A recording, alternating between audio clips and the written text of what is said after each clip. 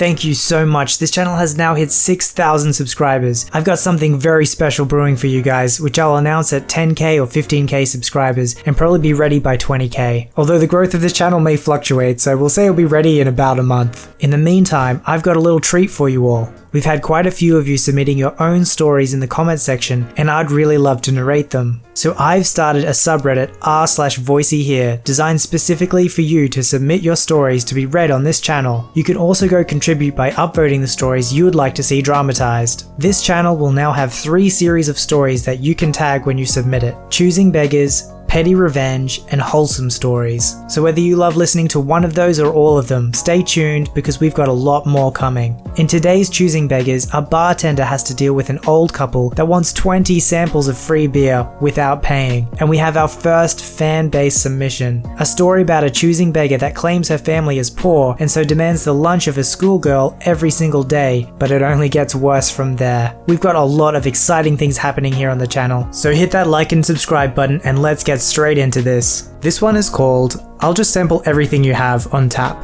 A bit of backstory. I work at a small brewery as a bartender in the Chicagoland area, and because we're so small, customer satisfaction is key, aka being a huge pushover. We give out samples when people ask, as profit margins on beer are quite high, but we like to limit them to 2, 3 if the person is kind, per purchased beer. So a few weeks ago, it's a busy Saturday, and an old couple come in and slide up to the bar and grab a seat. Both the other bartender and I are helping other customers, but we both say hi to acknowledge that we see them, and will be there as soon as possible. The person I'm currently with asks for a sample of a specific beer, and immediately after trying it, gets a pint. Yay efficiency. I go up to the couple. The woman is the choosing beggar, and the husband will be sad man.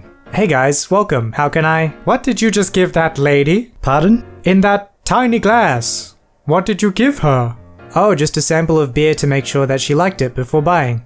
Oh, that sounds good. I'll have that. I'm sorry, would you like to try the same beer? She looked at me as though I was a complete idiot. She sighed loudly at her husband and then started talking obnoxiously slow as though I didn't understand English. What is hard to understand? I want a sample. I was getting frustrated. Right, what beer would you like to sample? I'll just try everything you have on tap. I honestly thought she was joking at this point.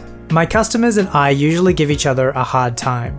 It's all in good fun. I chuckled and didn't move. Big mistake, I guess. What do you think is so funny? You want me to give you a free sample of the 20 beers that I have on tap? That's what I said, young man. Isn't this your job? Well, my job is to sell the beer, not to give it all out for free. Tell you what, I'm gonna go help a couple other customers. The bar had become pretty full of unserved customers at this point, and I didn't want this shrew monopolizing all of my time. You take a look at the menu, and I'd be more than happy to grab a couple samples for you in a couple minutes. I started to walk away and this woman snaps her fingers in my face. PSA to all my bar patrons out there, please do not do this. Most tenders hate it, and will make it a point that you don't get helped as often as other customers. It is very rude. Get back here, young man! You haven't helped us at all! You are a small business and you need support from your locals. I said I want to sample what you have to offer, and you are obligated to do so. So, chop chop! No. Excuse me? I'm not obligated to do anything for you. I ask what you want, you tell me, I bring it, you pay me money. That is our business transaction. You don't get to boss me around. This is ridiculous. You can't expect to succeed while treating your customers like this. I demand to see your manager. This has never happened to me before, and I've been waiting for it to finally happen. I had been promoted to manager a year ago. That's awesome. Let me get him. I extend my hand. My name is Bob. I currently manage the tap room. Is there a problem here? If you're the manager, then how are you comfortable speaking to your customers like this? Well, the thing is, you aren't a customer. Customers pay for things. As such, if you aren't interested in making a purchase, I'm afraid I'm going to have to ask you to leave. This is why people hate craft beer. You're all just a bunch of snobs and jerk faces. Thank you so much for coming in. I'm sorry you feel that way. Please enjoy the rest of your weekend. The choosing beggar and sad men, who didn't say a word the entire time, poor soul, get up and angrily walk towards the door, where we have a fridge of 6-packs to go. I start helping other customers finally, only to be snapped at again by the choosing beggar, who was holding a 6-pack. After finishing with the customers who had very patiently and politely been waiting, I come back over to her. Hi, how can I help you? I want this. Okay, sure, that'll be $11. $11 for a 6-pack? I won't pay it. That's fine, you can leave it up here with me and I'll put it back. But I want it. Okay, that'll be $11. I'll give you 8. It's not like you need all the money. Give me a discount. I'm trying to support you. Ma'am, please leave.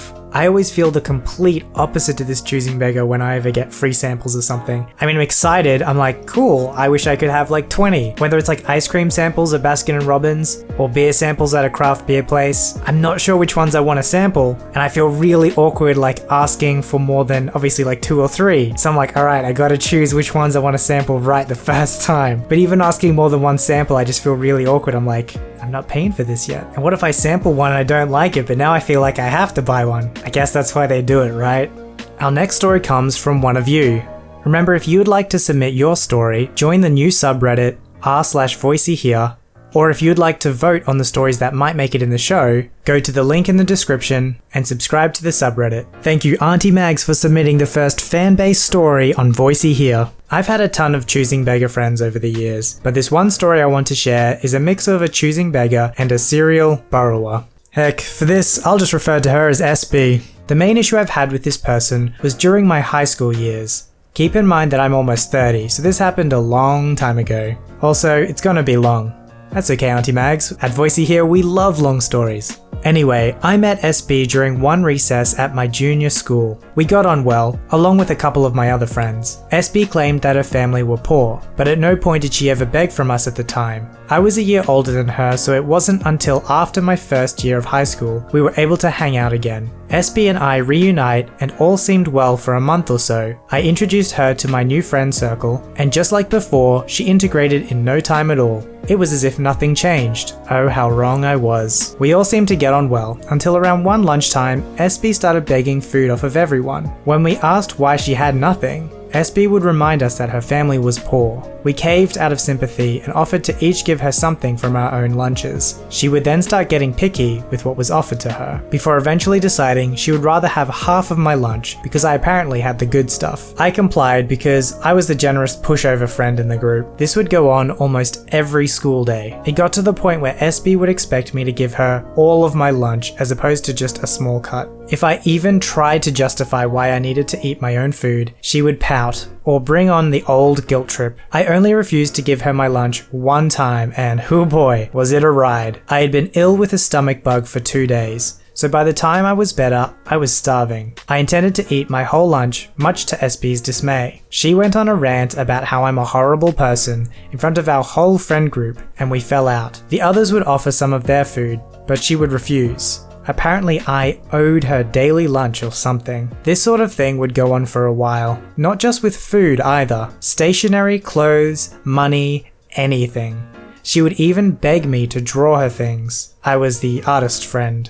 My other friends would make various attempts to pull me away or encourage me to say no, but to no avail. My soft heart was clearly my undoing. However, my real problem started when SB would ask to borrow things. At first I didn't think it was a big deal. At least this way I would get something back once she was done, right? Well, actually, to my surprise, she would return things, but several months later than promised. Sometimes the item would be in far worse condition than before it was whisked away. There was always an excuse for the condition, or straight up denial. Oh, it was like that when you gave it to me. And sometimes, I don't see what the big deal is. You can always buy a new one. The worst was when she borrowed something that wasn't mine to begin with. So one time my dad let one of my other friends borrow this game that came in a thick plastic case. It was one of those 3-disc games, and asked for it to be returned in 2 weeks' time. Not even a week later, my friend handed it back during recess.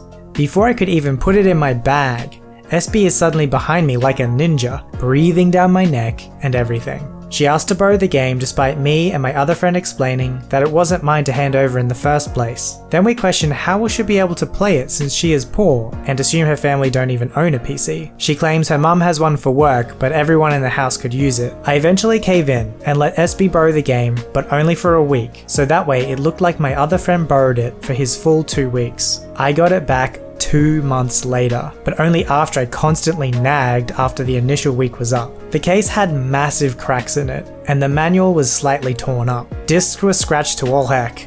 She had no explanation as to why it was returned in such poor condition. Not even her classic, "It was like that before" zinger. My dad was understandably upset with me, and I made a promise to never lend anything to SB ever again.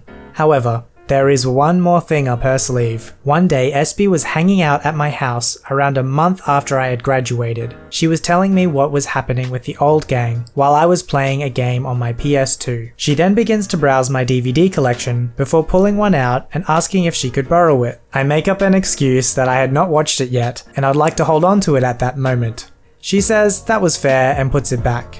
Or so I thought. A few days later, when I decide I'd like to watch said DVD, I check my collection to find that it was gone. I assumed I had misplaced it somewhere in my mess of a room. Despite many tidy-ups, I never found it. A year later, I got onto a bus from college where I spotted SB and the other friend I mentioned before. They wave me over and we catch up. The topic of TV series come up and SB talks about this one show that sounds a lot like the one from that DVD I had. Not long after that thought, she literally outs herself as the culprit by saying, "I really got into that show thanks to that DVD you gave me." Excuse me? Gave? She straight up took it while I wasn't looking. Goodness knows what else she stole from me while I had my back turned. I would have called her out, but I wasn't a confrontational person back then. Needless to say, I cut ties. It's been over 10 years since that run-in. If you'd like to submit your story to be narrated by me, remember to go subscribe to the VoiceyHere subreddit, r/VoiceyHere. Link in the description below. Don't forget to like this video and subscribe if you'd like to see more. Alright, I'll see you in the next one.